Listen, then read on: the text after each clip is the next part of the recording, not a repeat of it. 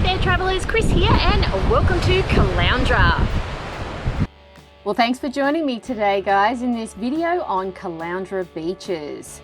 Looking at your options and working out which one is the best for you to hang out on. Or just maybe you can give them all a go.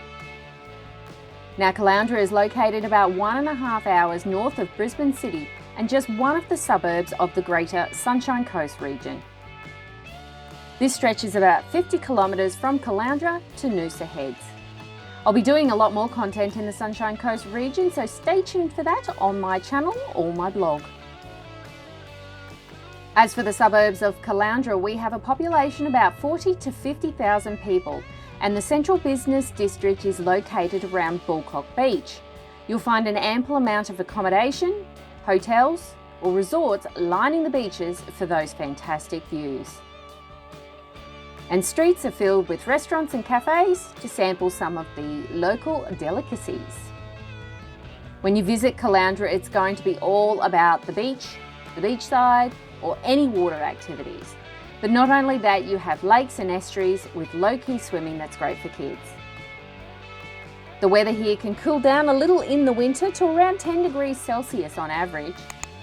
But that doesn't stop people from swimming, and you'll sometimes have the best warm sunny days to enjoy as well. Something for those avid hikers or looking for a way to see the shoreline. Here we have the Sunshine Coast Coastal Pathway or Walkway. It's a paved pathway that starts at Bells Creek in the south and goes all the way to Coolum in the north. Walking in and out of the rocky headland of the Sunshine Coast along this path is about 73 kilometres long. So you're not going to particularly walk the whole lot, but many will enjoy certain sections around their area. The pathway is split into segments and runs beside the beach parks and the local playgrounds. You can walk, jog or cycle along this pathway to take in those views and breathe in the nice fresh ocean air. This section you're looking at now is around Bulcock Beach, walking out to the rocky headland to Kings Beach. The boardwalk path is a brilliant highlight and definitely something you should be adding to your list. As for the beaches, we're starting today at Bulcock Beach. As mentioned before, this is very close to the central business district and the main street of shops.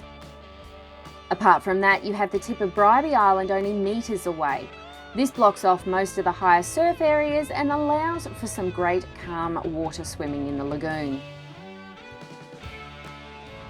A lot of different water sports will leave from here, including kayaking, paddleboarding and jet skiing.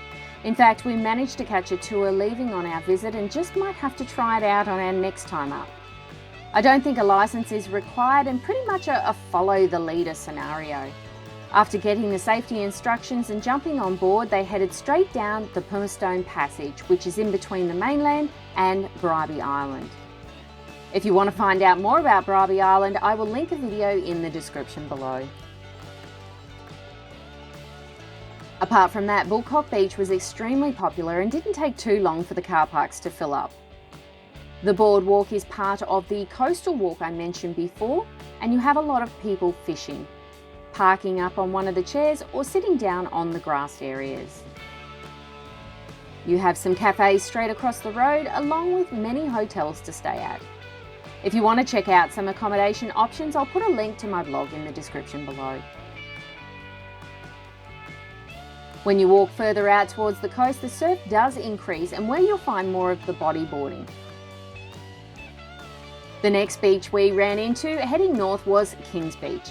Very popular and conveniently lifeguarded. I'm expecting that this is a great surfing spot, but not sure the waves were big enough on this day. Still good enough for bodyboarding though. It has a beautiful white sandy beach with a rocky headland in the northern sections. Obviously, Kings Beach is well suited for people that like swimming in the waves or just lazing around on the sand catching a tan. This is a very hilly area to the west with some sections over 40 metres above sea level, and as you can see, the beach is aligned with resorts to choose from. I'm expecting this is a brilliant way for the hotels in the back to tower over the front and still get the beach views.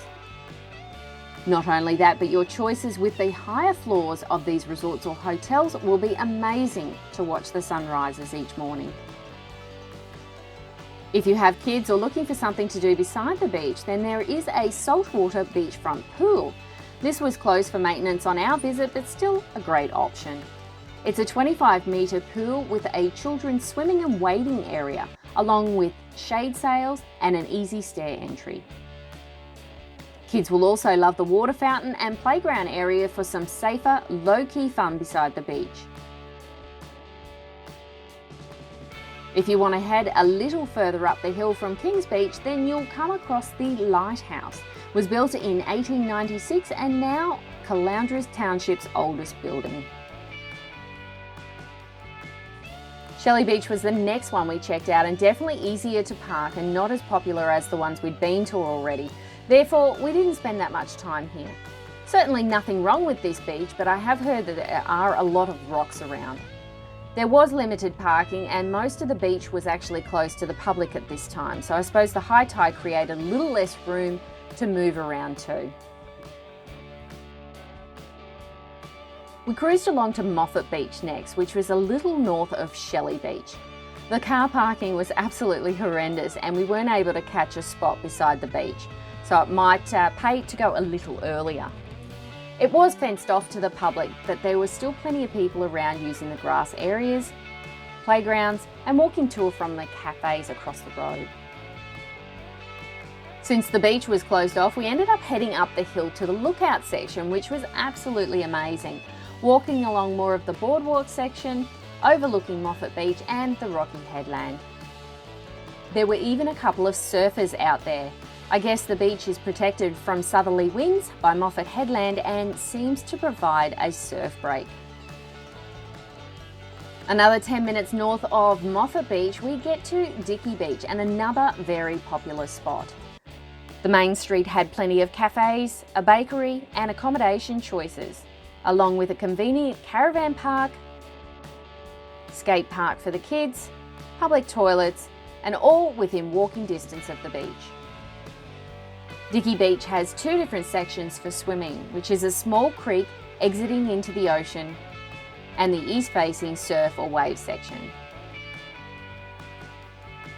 It has beautiful clean sand stretching as far as the eye can see, and happens to be named after the iron screw steamship SS Dicky, which washed ashore from a cyclone in 1893.